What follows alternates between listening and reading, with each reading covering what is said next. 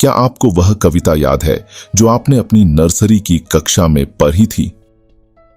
Twinkle little star. बचपन से ही तारों भरी रातों ने हमें हमेशा आकर्षित किया है। आपने भी इन तारों के बारे में सोचा होगा और असंख्य प्रश्न आपके दिमाग में आए होंगे। कुछ इस प्रकार के प्रश्न जैसे, आकाश में कितने तारे हैं? ये तारे कैसे बने? क्या कोई आकाश के अंत तक पहुंच सकता है? इन प्रश्नों के अतिरिक्त भी कई प्रश्न आपके दिमाग में आए होंगे। इस अध्याय में आप जानेंगे कि ये टिमटिमाते छोटे तारे कैसे बने। इसके साथ ही आप पृथ्वी की उत्पत्ति व विकास कैसे हुआ ये भी जानेंगे। तो आइए शुरू करते हैं। आरंभिक सिद्धांत। पृथ्वी की उत्पत्ति कैसे हुई? पृथ्वी की उत्पत्ति के संबंध में विभिन्न दार्शनिकों व वैज्ञानिकों ने अनेक परिकल्पनाएं प्रस्तुत की हैं। इनमें से एक प्रारंभिक एवं लोकप्रिय मत जर्मन दार्शनिक इमैनुअल कांट का है। 1736 E0 में गणितज्ञ लाप्लेस ने इसका संशोधन प्रस्तुत किया, जो निहारिका परिकल्पना नेब्यूलर हाइपोथेसिस के नाम से जाना जाता है। इस परिकल्पना के अनुसार ग्रहों का निर्माण धीमी गति से घूमते हुए पदार्थों के बादल से हुआ, जो कि सूर्य की युवा अवस्था से संबद्ध थे।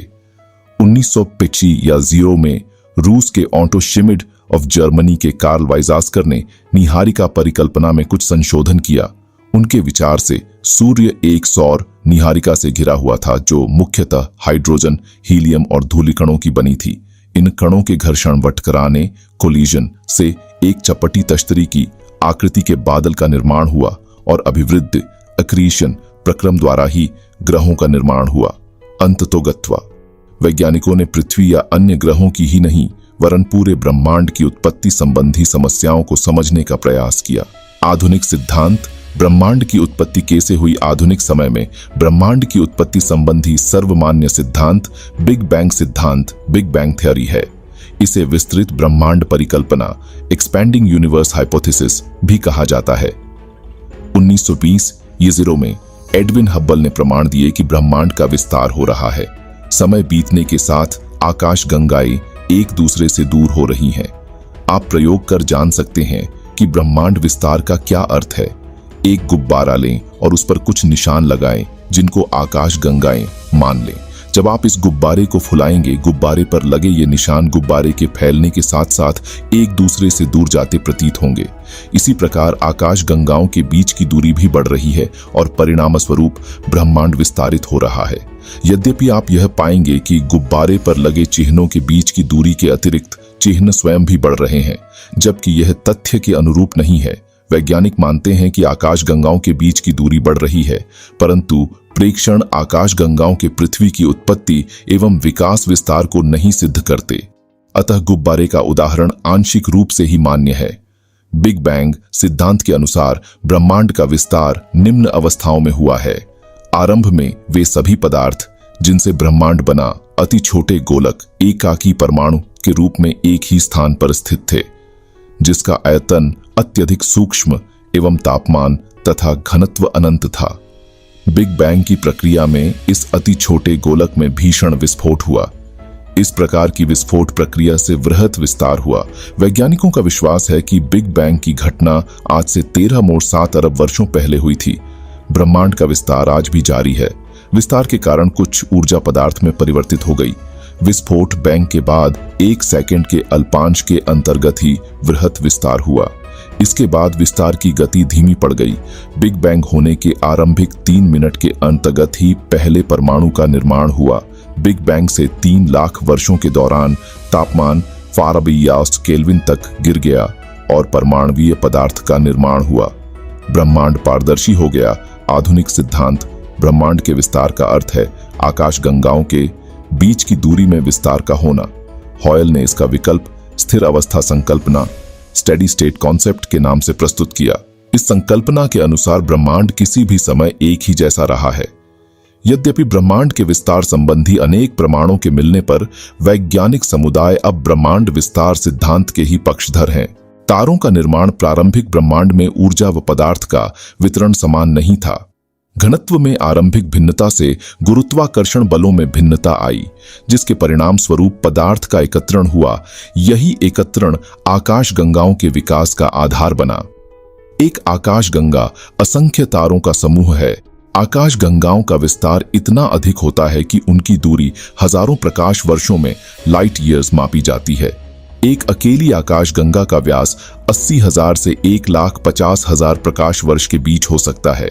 एक आकाशगंगा के निर्माण की शुरुआत हाइड्रोजन गैस से बने विशाल बादल के संचयन से होती है, जिसे निहारिका नेबुला कहा गया। क्रमशः इस बढ़ती हुई निहारिका में गैस के झुंड विकसित हुए। ये झुंड बढ़ते बढ़ते घने गैसीय पिंड बने, जिनसे तारों का निर्माण आरंभ हुआ। ऐसा विश्वास किया जाता है कि तारों का निर्माण लगभग 5 से 6 अरब वर्षों पहले हुआ। प्रकाश वर्ष लाइट ईयर समय का नहीं वरन दूरी का माप है। प्रकाश की गति 3 लाख किमी प्रति सेकंड है। विचारणीय है कि एक साल में प्रकाश जितनी दूरी तय करेगा वह 1 प्रकाश वर्ष होगा। यह 946 Q0 के बराबर है। पृथ्वी व सूर्य की औसत दूरी 14,95,68,000 किलोमीटर है। प्रकाश वर्ष के संदर्भ में यह प्रकाश वर्ष का केवल 8.311 है। दाओस्वान-शिज़े ग्रहों का निर्माण ग्रहों के विकास की निम्नलिखित अवस्थाएं मानी जाती हैं। तारे निहारिका के अंदर गैस के गुथित झुंड है। इन गुथित झुंडों में गुरुत्वाकर्षण बल से गैसीय बादल में क्रोड का निर्माण हुआ और इस गैसीय क्रोड के चारों तरफ गैस अवधूलकणों की घूमती हुई तश्तरी रोटेटिंग डिस्क विकसित हुई। अगली अवस्था में गैसीय बादल का संघनन आरंभ हुआ और क्रोड को ढकने वाला पदार्थ छोटे गोलों के रूप में विकसित हुआ। ये छोटे गोले संसंजन अणुओं में पारस्परिक आकर्षण प्रक्रिया द्वारा ग्रहाणुओं प्लैनेटिसिमल्स में विकसित हुए। बसमैन संघटन कलिजन की क्रिया द्वारा बड़े पिंड बनने शुरू हुए और गुरुत्वाकर्षण बल के परिणाम स्वरूप ये आपस में जुड़ गए। छोटे पिंडों की अधिक संख्या ही ग्रहाणु है। आइसानी अंतिम अवस्था में इन अनेक छोटे ग्रहाणुओं के सहवर्तित होने पर कुछ बड़े पिंड ग्रहों के रूप में बने। पृथ्वी का उद्भव क्या आप जानते हैं कि प्रारंभ में पृथ्वी चट्टानी गर्म और वीरान ग्रह थी, जिसका वायुमंडल विरल था, जो हाइड्रोजन व हीलियम से बना था। यह आज की पृथ्वी के वायुमंडल से बहुत अलग था। अतः कुछ ऐसी घटनाएं एवं क्रियाएं अवश्य हुई होंगी जिनके कारण चट्टानी वीरान और गर्म पृथ्वी एक ऐसे सुंदर ग्रह में परिवर्तित हुई जहां बहुत सा पानी तथा जीवन के लिए अनुकूल वातावरण उपलब्ध हुआ। अगले कुछ भागों में आप पढ़ेंगे कि आज से 460 करोड़ सालों के दौरान इस ग्रह पर जीवन का विकास कैसे हुआ। पृथ्वी की संरचना प्रथदार है। वायुमंडल के बाहरी छोर से पृथ्वी के क्रोड तक जो पदार्थ हैं वे एक समान नहीं है। वायुमंडलीय पदार्थ का घनत्व सबसे कम है। पृथ्वी की सतह से इसके भीतरी भाग तक अनेक मंडल हैं और हर एक भाग के पदार्थ की अलग विशेषताएं हैं। पृथ्वी की परतदार संरचना कैसे विकसित हुई? स्थल मंडल का विकास ग्रहाणु व दूसरे खगोलीय पिंड ज्यादातर एक जैसे ही घने और हल्के पदार्थों के मिश्रण से बने हैं। उल्काओं के अध्ययन से हमें इस बात का पता चलता है।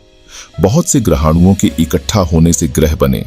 पृथ्वी की रचना भी इसी प्रक्रम के अनुरूप हुई है। जब पदार्थ गुरुत्व बल के कारण संहत हो रहा था तो उन इकट्ठा होते पिंडों ने पदार्थ को प्रभावित किया। इससे अत्यधिक ऊष्मा उत्पन्न हुई।